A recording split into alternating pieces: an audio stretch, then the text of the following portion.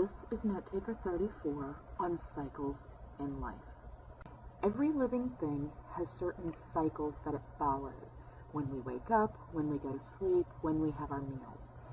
But even when you take an organism from its natural surroundings, these certain rhythms, such as hibernation and breeding, they all still occur as if they're on the same clock. That's because all living things have something called a biological clock. It's an invisible internal timer that helps us stay in our cycle or our rhythm with things that we do. It kind of keeps us on a schedule. Now, our biological clock can be set and reset by environmental clues. Some of those clues are dawn, dusk, how long the day is, how much moisture there is, what the temperature is. So think about in the winter, when the days get shorter, it gets darker earlier, you probably get tired a lot earlier because your body is so used to a certain time after it gets dark going to sleep. So in the winter, when it gets dark earlier, that's a trigger for your body, your biological clock, that tells you you need to go to bed earlier. Now, throughout this note taker, we're going to talk about three types of rhythms. We're going to talk about daily rhythms, monthly rhythms, and we're going to talk about annual or yearly rhythms. But we're going to start here with our daily rhythm. Your daily rhythm is going to be waking up and going to sleep. Waking up, going to sleep. Waking up, going to sleep. Now, if you are the type of living thing that when night approaches, you're starting to get tired, get ready for bed, you're going to be someone who is active during the day. So you are going to be a diurnal animal. Examples of diurnal living things are going to be colorful flowers. A lot of times they will open up their petals in the morning. That allows the pollinators throughout the day to come and get the pollen, pollinate the other flowers. And then right before dusk, or as the night starts to fall, they will then close up their petals to protect themselves against any animal trying to find some food at night. Certain birds are diurnal, which means they're very active during the day, but at night, as night starts to fall, they're going to go roost in their trees, going to go settle down for the evening. And quite a few humans are diurnal, which means we're active during the day, we work, we go to school, and then at night, we wind down and take a nap. Some of the animals below are examples of diurnal animals. On the flip side of being diurnal, sometimes when night is starting to set, some animals are just waking up, just becoming active. Those that are active at night are going to be called nocturnal animals. Now, there's a problem with being a nocturnal animal. It's dark outside. So evolution has actually had to help these creatures adapt to being active at night. So some adaptations include larger eyes to let in more light. Some don't even use their sense of sight as much anymore, and they rely on hearing or smell. And some of your insects that are active at night are going to have longer antennae to feel their way around. At the bottom of this slide, you'll notice some of our animals that are nocturnal. I will also have some more on the next page. Here are more nocturnal animals. You'll notice that the two on the left-hand side, top and bottom, have your larger eyes. The moth at the top is nocturnal, and the little guy, the fennec fox at the bottom right, is also nocturnal. He lives in the desert, so he is nocturnal to avoid the heat. That's why he has big ears. They help him release extra body heat, and they help him hear at night. Now, your monthly rhythms we're also going to call lunar rhythms because they're going to be based on the phases of the moon. And one thing that is controlled by the phases of the moon are the rise and the fall of the tides.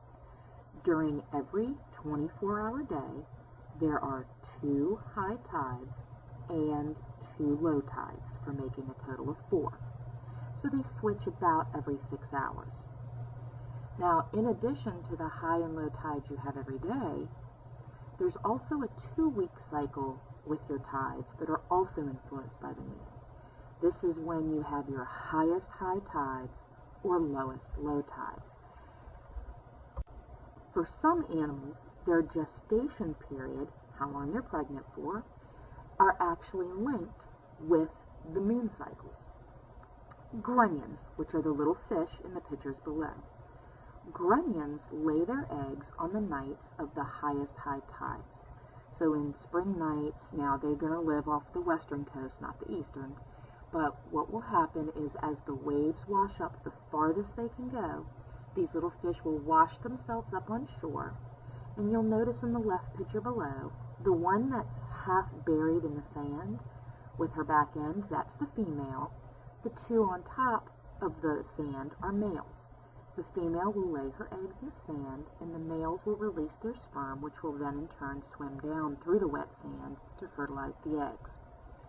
Now, why would they do this on the highest to high tides? Because the tide won't get that high for a while again. Well, they do this at night to protect their eggs against predators during the day. If they're laying their eggs under the sand, they're going to be protected there, so by morning all the fish will have washed back out to the ocean. But now their eggs are safely buried under the sand and will stay there until the next highest high tide, when they'll hatch and the babies will make their way out to the sea. Crabs, there are certain species of crabs that are actually on the opposite cycle of these little grunions. They wait till the lowest low tide. They wait till the water washes out the furthest. They'll go down, they'll lay their eggs underneath the sand, and that way, for the next month or so, until the next lowest low tide, those eggs will actually be underwater, and again, protected from predators. Even human pregnancies are based on lunar months.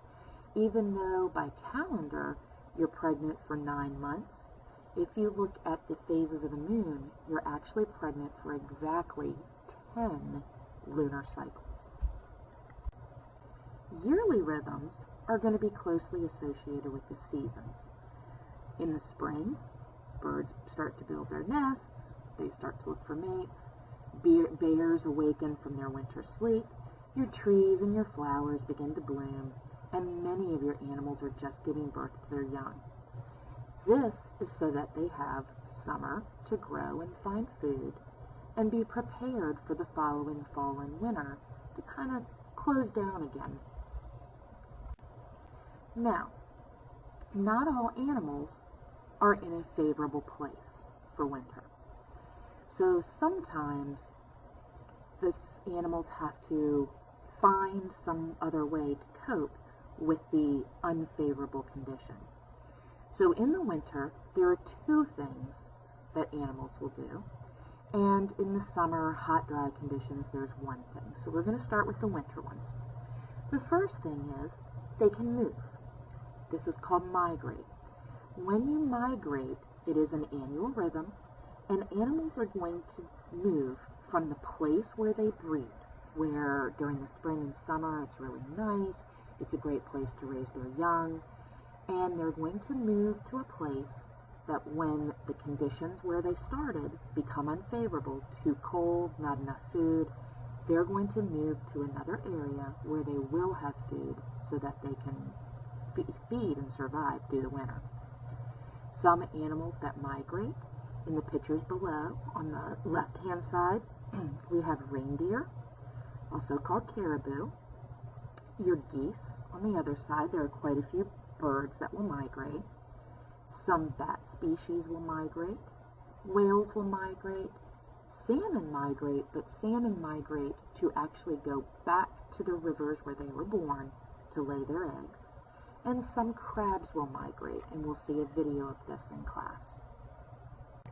Here is a picture of salmon migrating, and they actually swim upstream. And then the bottom picture are whales migrating.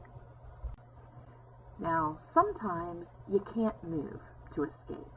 So instead, they choose to sleep through winter. When the weather starts getting cold and food becomes scarce, the bodies of things like some frogs, bears, chipmunks, squirrels, bats, their bodies are going to start to slow down.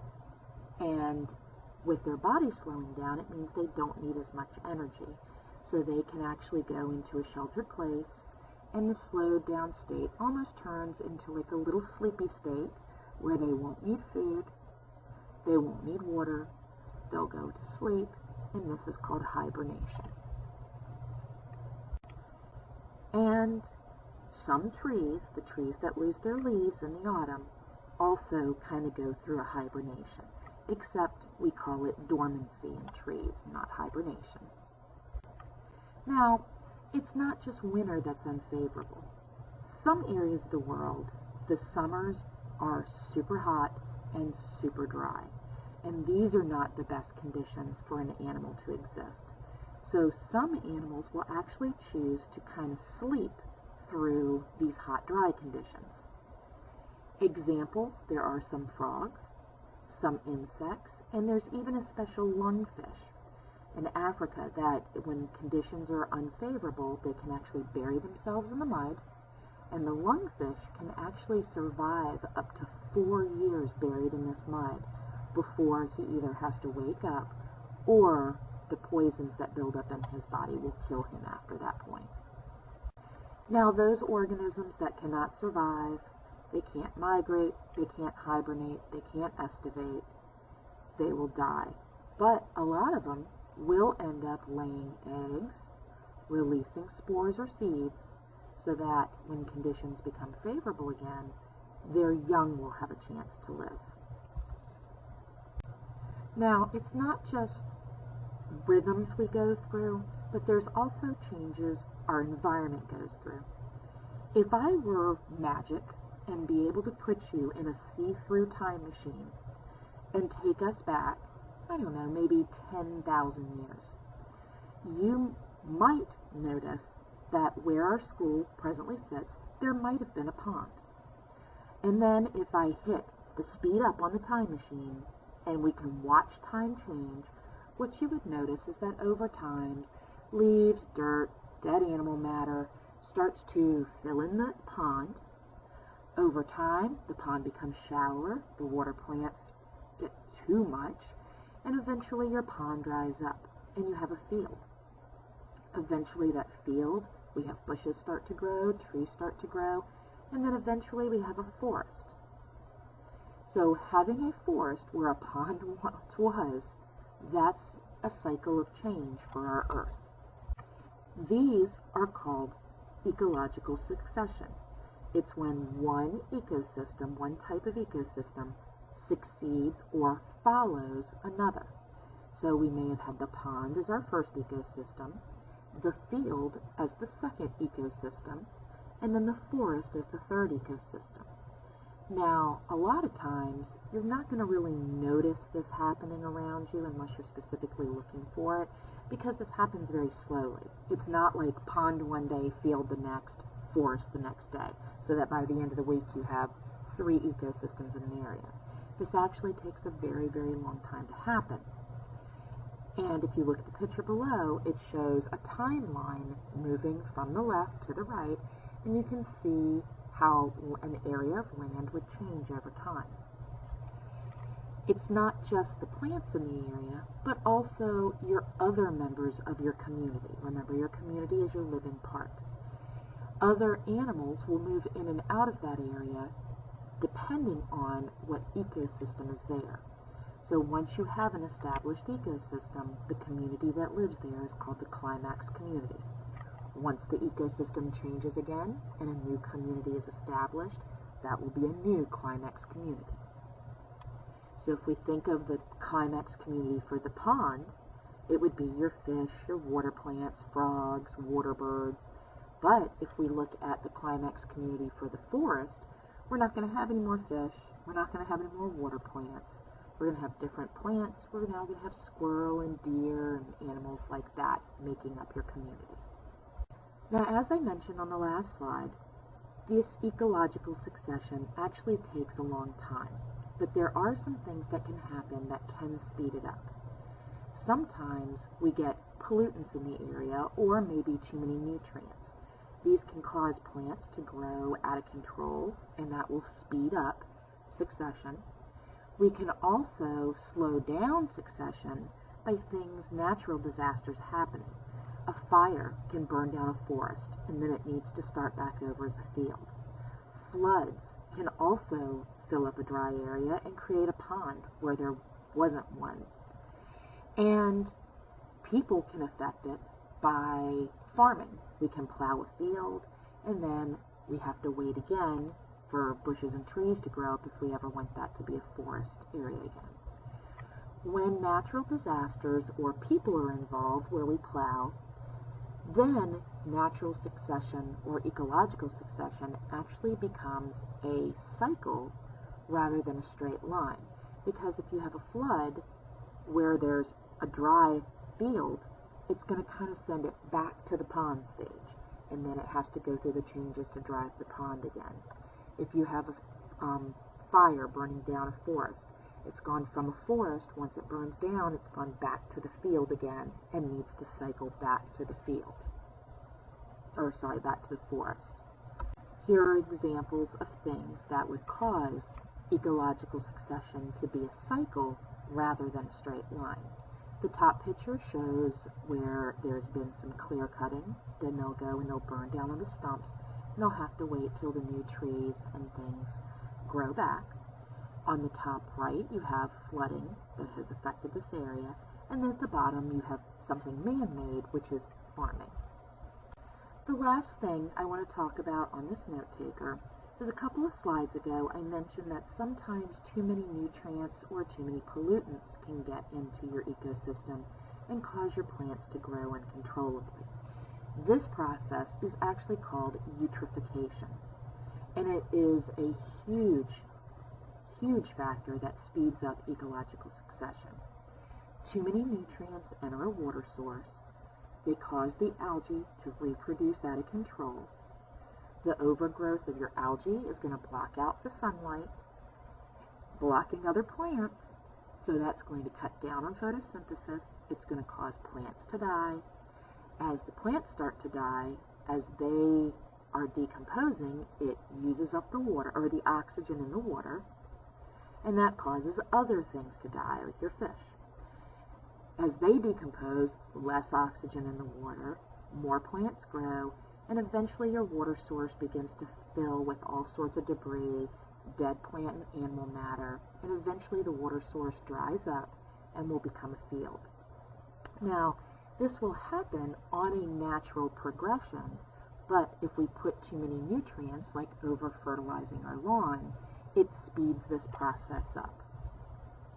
Please don't forget to answer the 3 assessment questions that follow the video.